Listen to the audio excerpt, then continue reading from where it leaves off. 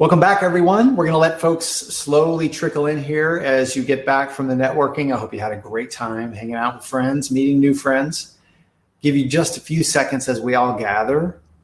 Just seconds. Throw in the chat there what you thought of the one-to-one networking. I'd love to hear your thoughts.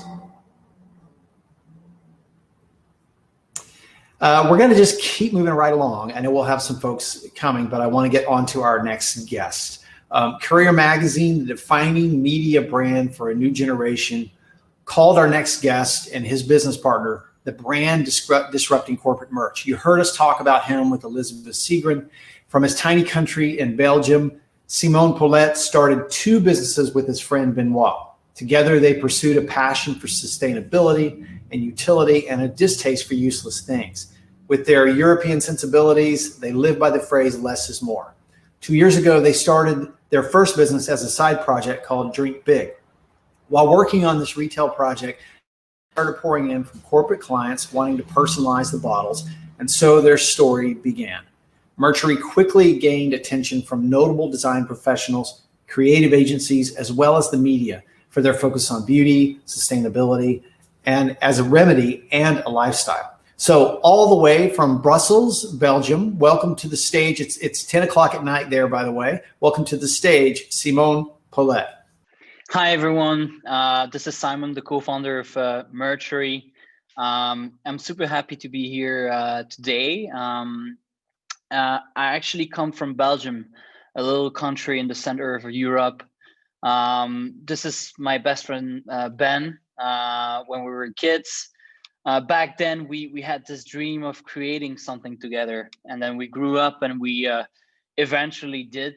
The first thing we created was a side project on the side of our jobs after we quit university, and this project was called Drink Big, and it was a brand of reusable bottle. The goal was this project was really to create a brand and a product, something tangible and something that we could work on from the beginning to the end. It was really exciting, but back then we had this vision that we were not changing the world, and we wanted to build a brand that was reflecting that. We were building a good product, and that's already enough. But one day, after something like a year, I think, someone sent us an email to customize our bottles. That was a surprise to us, and then we got another email from another company, and then another one, and then deals piled up, and that's how we actually got the idea of Merchery. And it's not the classic entrepreneurial story; it's more like the idea came to us. It came organically, I should say. So this is how we got the idea of Merchery, a selection of beautiful and sustainable merch. We had in mind, these corporate merch that we didn't like, the stuff that you receive at conferences, events that are low quality, most often from China, and that you throw away after 2 weeks. And we wanted to get away from that. And that's how we decided to create a beautiful curation of objects. We wanted each object to have a story and something behind it. So for example, here, on the left, you have a beautiful Swiss-made pen that's made of recycled Nespresso caps.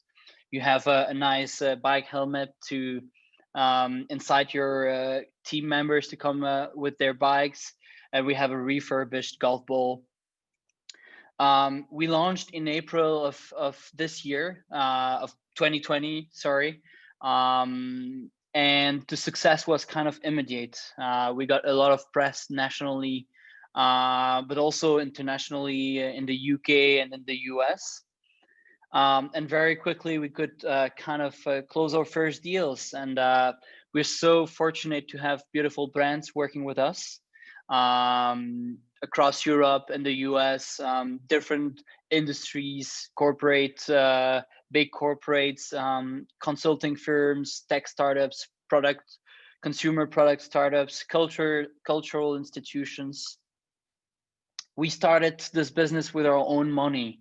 As I said earlier, we worked on Drink Big for a few moments before launching Mercury, and it was really how we kind of financed the launch of Mercury. And right away we were profitable, and it's really something we're proud of. We can go slow at our own pace and really build something beautiful and make beauty the center of everything instead of growth, for example. But when we launched, and since this project really came to us naturally, we didn't make any market analysis, or we didn't analyze, the size of the market, and we didn't understand, how big the opportunity was. Also the problem, in our industry, and how, this whole project could actually go beyond the simple projects. I think as an industry, it's time to change. We unexperienced, and we are the rookies in that matter. We don't know anything, and I don't want to, say that we have the answers, but still, from an outsider perspective, there's things to change. We can produce better products at a better quality. And for us, everything starts at the products, at the selection of our products. And each time we select a product, we always ask ourselves 4 questions. And if there is one positive answer, at least to 1 or 2 questions, it's a go. And the first question is it a product people will actually use? And I think that's half the battle. If we can make sure people use the products instead of throwing them away or putting them, under their bed, it's half the battle, and it's a more sustainable approach than building products people don't actually want. The second question is, can the product be manufactured locally? I think there are alternatives, sometimes not, but I think that each time we see a local alternative, we should source that alternative. Can the product be made from sustainable materials, and does the product encourage a better behavior? Sometimes a product is made in China. We have products that are made in China, but the product itself encourage the user to use, for example, less single-use plastic. On the website, we try to be fully transparent. So we say where it's made. We usually give a description of the producer, the brand, the manufacturer, where they come from, what's the production process, what is behind actually the product you're gonna buy. So we started in March, so we were pretty new, and but I wanted to give 5 thoughts on the future of our industry. And the first being that I believe that B2C trends will rub off even faster in our industry. I think that we have a problem in this industry, is that the buyer is not the end user. And I love to make the analogy of the mother buying some clothes for her kids. She has different constraints, different tastes, and we do have this problem. Usually the buyer is not the end user of promotional products. But I think this will change. Consumers and people in general are becoming more aware of what they consume, but also what they receive. And I believe that they won't let the buyers make idiots buyings in the future, and this will actually accelerate. The second thing I believe is that back then you could receive something and be happy with it, whatever the quality. It would be the gesture that matters. Here I believe that people will penalize the brands offering low quality products. If you offer me a low quality product, you are a low quality brand, and you will lose points. And I think that's why we need to be more careful as an industry. The third point is very important, I think. I believe that brands will play a more important role in the future. I believe that brands have this emotional value for users, for people, and it also counts for the promotional product industry. So if I offer you a sweatshirt, you'd be happier if you receive a Patagonia sweatshirt because there is a story behind it. There is a quality, and brands can push the product development further. So I think that brands will be more involved in our industry than ever. And at Mercury, at least, we try to source and partner with the best brands.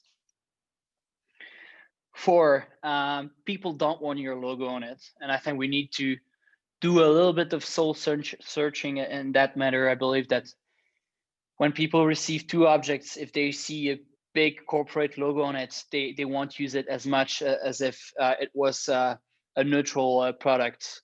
So we need to think about it. And I believe that what matters is the gesture. What matters is the gift. And people will remember your brand if it's a good and well done gift. But they won't use it. If you offer them a backpack with a huge logo on it, they won't bring it to work. So I believe that we need to slow down on branding everything. We need to be more discreet and sober in the way we brand stuff. And finally, and this is the last point, I believe that standards for green will be raised. I talked about the few questions we ask ourselves before selecting a product. I believe that today we are making an effort, but tomorrow the people, the consumers, and also the companies will expect much more from our industry. And the standards will be raised, and we must know that what's exceptional today will become the norm tomorrow. So thank you very much, and I hope you enjoyed it, and wish you a nice day.